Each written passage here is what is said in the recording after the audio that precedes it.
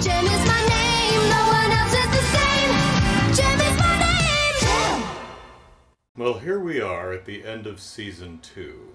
Now, my assumption had been that JEM Season 1 and JEM Season 2 had been taking place over probably a couple of years. No, we're still in the same year. You remember the Starbright trilogy of episodes, episodes 6, 7, and 8 from the first season, where JEM and the Holograms make a movie? It's not explicitly stated, but JEM has been nominated for Best Actress for her role in Starbright. Again, they don't explicitly state Starbright, but they do say it's her first movie, and that's her first movie, so it's got to be Starbright, which means that this entire series, we're on episode 52, I believe, we're in the same year. Wow. A lot's happened in a year. Zounds. So JEM gets nominated for an Academy Award, and Howard Sands is making another movie and is having trouble with his lead, so he asks JEM to step in, and they sing the song Hollywood JEM, which is a cute song, and it's pretty funny. It's a bit more Misfits-y, as in the sense that it's like, I'm JEM, and I'm Hollywood JEM, and I'm on Rodeo Drive, and everyone loves me. That kind of a theme to the song. Hey, look, it's JEM, Hollywood JEM. Totally awesome, stylish and hip. Stopping traffic on Sunset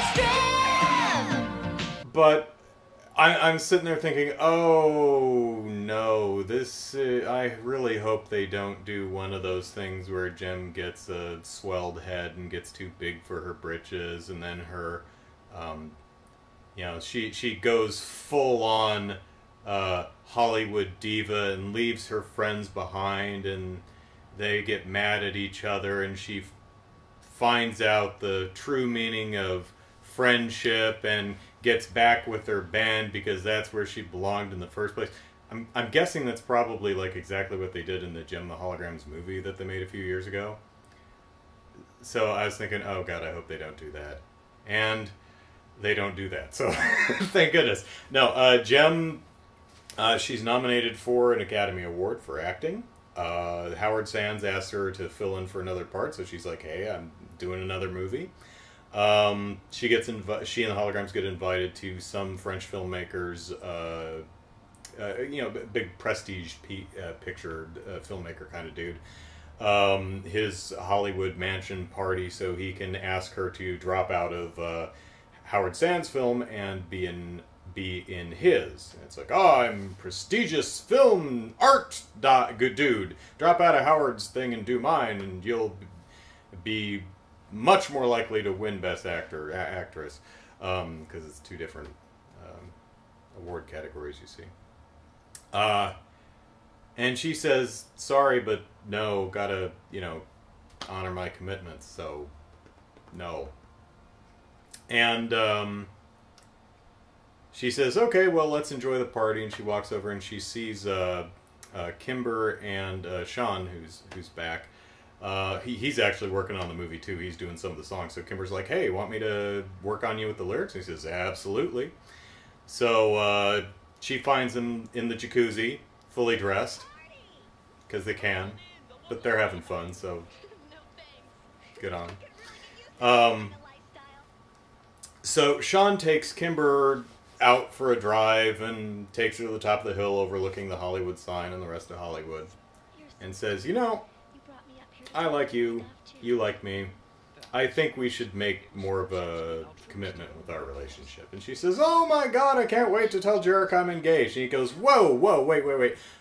Not what I meant. Sorry for not being clear. No, I think we should see each other exclusively, but not ready to settle down yet. And she says, oh, that's embarrassing.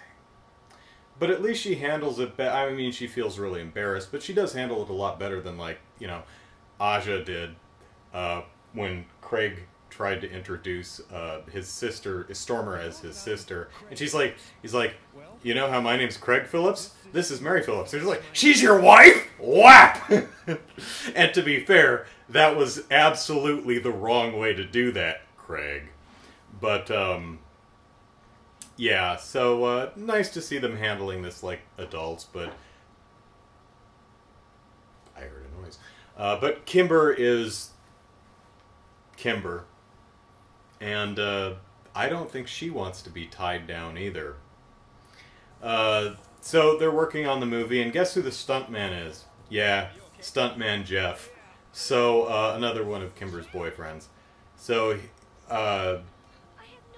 now Kimber's like, I don't know what I'm supposed to do because Jeff really likes me and Sean really likes me and I both really like both of them and I don't know what to do and I feel like I'm leading them both on and that's not right, but I don't know how I feel and I don't know what I want to do. And she's actually talking to Rio about this and she's like, oh, you probably hate me. And he's like, no, there's no plants around, so we're good.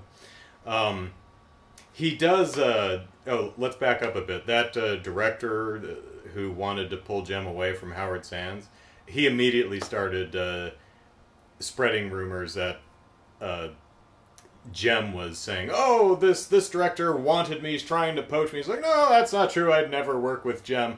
Even though, you know, he said it right in front of Jem and Rio. And he grabs him by the scruff of the neck, he's like, I hate liars, and I hate deceivers. But you're not a plant, so I won't kick you. And he throws him in the pool. That was fun. But anyway, so he's talking with Kimber, and he's like, no, but you do need to figure out what you want. And Kimber throws that back in his face, rightly so. Oh, like you've decided what you want between Jerrica and Jem?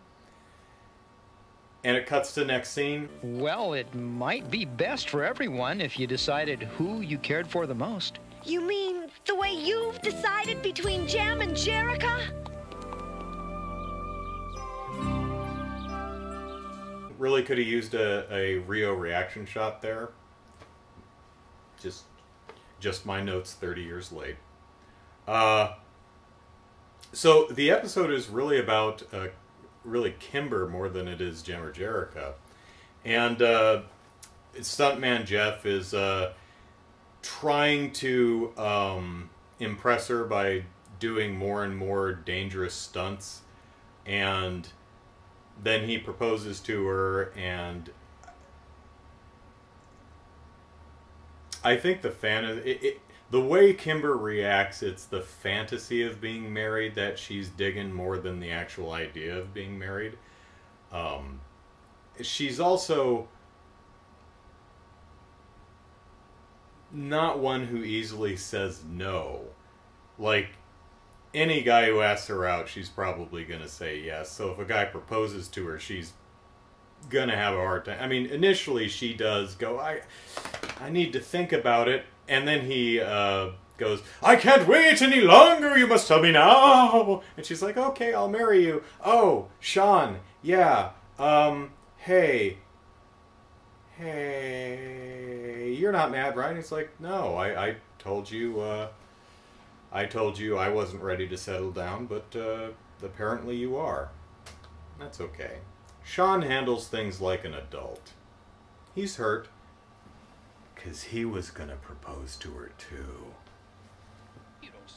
But he goes back to his trailer and has a cry and chucks the engagement ring in the trash, which, dude, Sean, if you save the receipt, you should probably just return it. I don't know what the jewelry shop's return policy is, but I'm sure you can get at least some of your money back. So, to be continued. What's going to happen with the Kimber, Jeff, and Sean triangle? Is Kimber going to marry anybody? My guess is no. I think Sean is the more mature, level-headed dude. I don't like Jeff. He's got a Yeah, I don't like Jeff. You know, he's kind of whiny, and I get the sense that he feels like he's owed Kimber's affections, and that never sits right with me. It hurts me to see you with him. I love you, Kimber. Can't you see that? Oh, Jeff, I'm so confused. I do care for you, but there's also Sean. Forget him. He doesn't care for you the way I do. Say that you'll marry me. Sean's at least an adult about everything. And, you know, he tries to make himself clear and apologizes when he's not. I like Sean. He seems to be a good dude. I really hope that Rio took Kimber's words to heart and has a sit down with Jerrica and hashes out the whole JEM, Jerrica, Rio triangle. That would be nice. Because we're rapidly approaching the end of the series. This is next episode's the last of season 2, and I think we've only got 12 more in season 3. So chop chop, kids. Chop chop. Action! Murderers! You killed him! You killed him! His body may still be alive, but his spirit is dead.